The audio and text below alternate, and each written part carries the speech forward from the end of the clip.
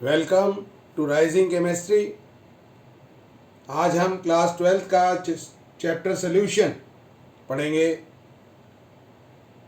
उसके बारे में इंट्रोडक्शन लेंगे, सोल्यूशन चैप्टर के बारे में। Chapter solution, this is class 1।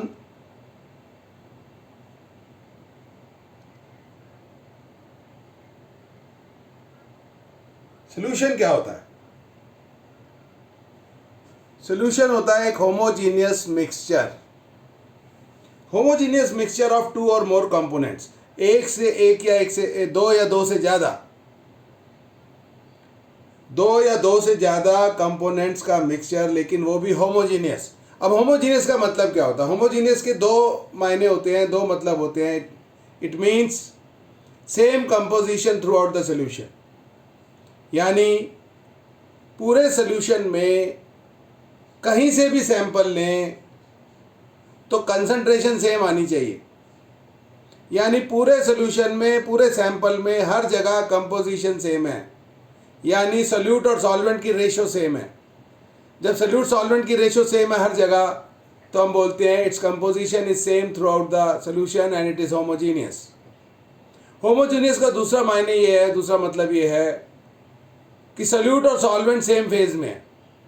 जैसे अगर सोल्यूट सॉल्वेंट लिक्विड है तो सोल्यूट भी लिक्विड है, सॉल्वेंट गैस है तो सोल्यूट भी गैस है, उसको होमोजीनियस मिक्सचर बोलते हैं। तो solution is a homogeneous mixture. इसमें सोल्यूट और सॉल्वेंट सेम फेज में होते हैं। जैसे फॉर एग्जांपल आपने शुगर को डाला पानी में, शुगर सॉलिड होता है और वाटर लिक्विड होता है, लेकिन जब शुगर डिजॉल्व हो जाता है वाटर में तो पूरा सोल्यूशन लिक्विड होता है।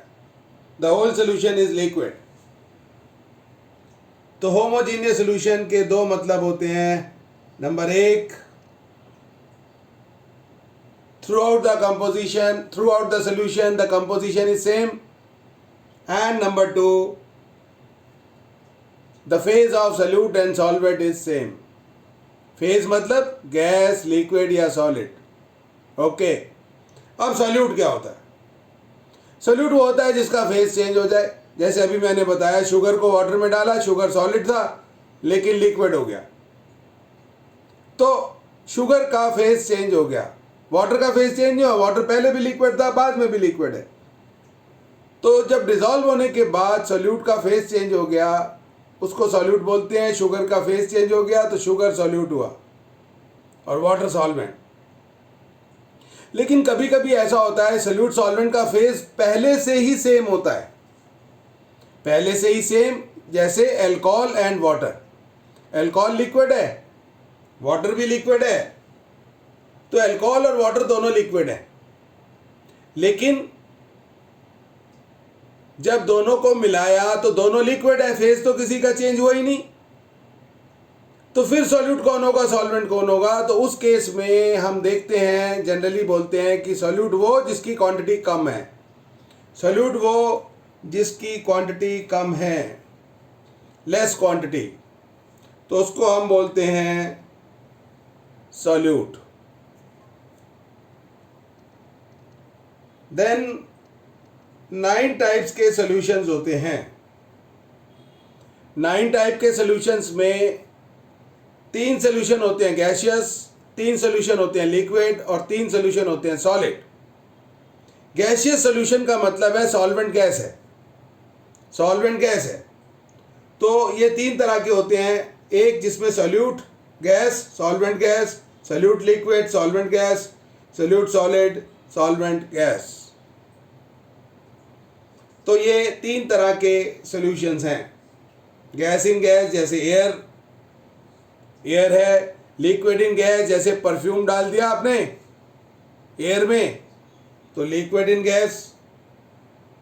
सॉलिड इन गैस, सॉलिड के कुछ कण, कार्बन के कण एयर में फैल गए तो that is solid in gas. फिर होते हैं लिक्विड सॉल्यूशन। लिक्विड सॉल्यूशन में सॉल्वेंट लिक्विड होता है, सोल्यूट गैस, लिक्विड या सॉलिड कुछ भी हो सकता है। Solute gas in liquid, solute gas solvent liquid, जैसे oxygen in water, CO2 in water, carbonated water, आपने सोडा वाटर पीते हो आप, तो उसमें CO2 कार्बन डाइऑक्साइड को डिजॉल्व करते हैं वाटर में, तो gas in liquid. Oxygen dissolve होता है वाटर में, तो gas in liquid. Then liquid in liquid, liquid in liquid होता है जैसे alcohol in water, alcohol in water, alcohol भी लिक्विड, वाटर भी लिक्विड। सॉलिड इन लिक्विड, जैसे शुगर इन वाटर। वाटर एक यूनिवर्सल सॉल्वेंट है और लिक्विड होता है। ज़्यादातर केसेस में लिक्विड सॉल्यूशंस में हम वाटर को सॉल्वेंट लेते हैं, क्योंकि वाटर एक बहुत अच्छा सॉल्वेंट है, उसमें ज़्यादातर सॉल्यूट डिज़ोल्व हो जाते हैं, जो पोलर सॉल्यूट हैं वो डिज़ोल्व हो जाते हैं। फिर है बेटा सॉलिड सॉल्यूशंस, सॉलिड सॉल्यूशंस, इनमें gas in solid, gas solute, solid liquid, solid solvent solid. तो इसमें आप ध्यान दें, जैसे हाइड्रोजन को प्लेटिनम में डाल दें, तो मैं आपको बताऊं, प्लेटिनम के एटम्स हैं, उनके बीच बीच में हाइड्रोजन आ गया, इसको इंटरस्टिशियल सॉल्यूशंस भी बोलते हैं। प्लेटिनम के आपके एटम्स हैं, इनके बीच बीच में कहीं कहीं हाइड्रोजन आ गया, तो ये गैस इन सॉलिड का केस है, gas in solid. Okay, gas in solid. Now liquid in solid, जैसे मरकरी को जिंक में डाल दें, मरकरी को जिंक में डाल दें, मरकरी लिक्विड होता है, जिंक, तो ये अमलगम बन जाता है, it forms amalgam, it forms amalgam.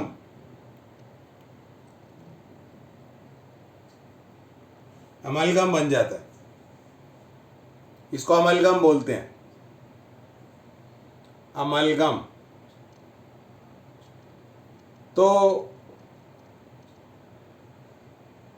Liquid in solid, mercury in zinc, solid in solid, solute भी सॉलिड और सॉल्वेंट भी सॉलिड। जैसे एलॉय, जो एलॉयज होते हैं वो एलॉयज, जैसे स्टील, जैसे क्रोमियम मिला दें आयरन में, तो ये सॉलिड इन सॉलिड सॉल्यूशंस होते हैं, इनको सब्स्टिट्यूशनल सॉल्यूशंस भी बोलते हैं।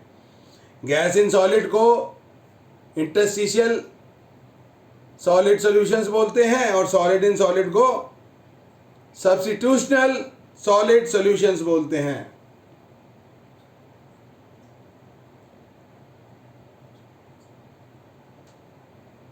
ओके, नाउ सॉल्यूशन तीन तरीके के हो सकते हैं, अनसैचुरेटेड, सैचुरेटेड और सुपर सैचुरेटेड। अनसैचुरेटेड सॉल्यूशन वो होते हैं जो जिनमें और सॉल्यूट अभी डिसॉल्व हो सकता है, यानी सॉल्वेंट के अंदर अभी और कैपेसिटी है और सॉल्यूट को डिसॉल्व करने की, उनको बोलते हैं अनसैचुरेटेड सॉल्यूशन। अनसैचुरेटेड सॉल्यूशन में अभी और सॉल्यूट डिसॉल्व हो सकता है। फिर होते हैं सैचुरेटेड सॉल्यूशंस। सैचुरेटेड सॉल्यूशन वो है जिसमें मैक्सिमम सॉल्यूट डिसॉल्व हो चुका है, अब और सॉल्यूट डिसॉल्व नहीं हो सकता, अब और सॉल्यूट डिसॉल्व नहीं हो सकता, मैक्सिमम सॉल्यूट डिसॉल्व हो चुका है।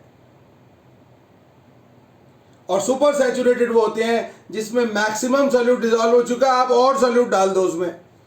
जब आप और सॉल्यूट डाल दोगे तो सॉल्यूट यहाँ नीचे इकट्ठा हो जाएगा, पीपीटी बन जाएंगे, इसको सुपर सैचुरेटेड सॉल्यूशन बोलते हैं।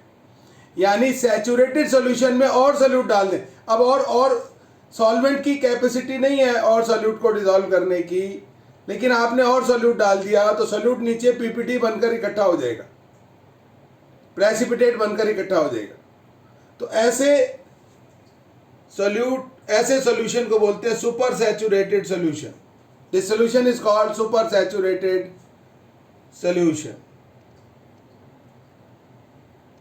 फिर बेटा सॉल्युबिलिटी ऑफ सोल्यूट। सोल्यूट की सॉल्युबिलिटी क्या होती है?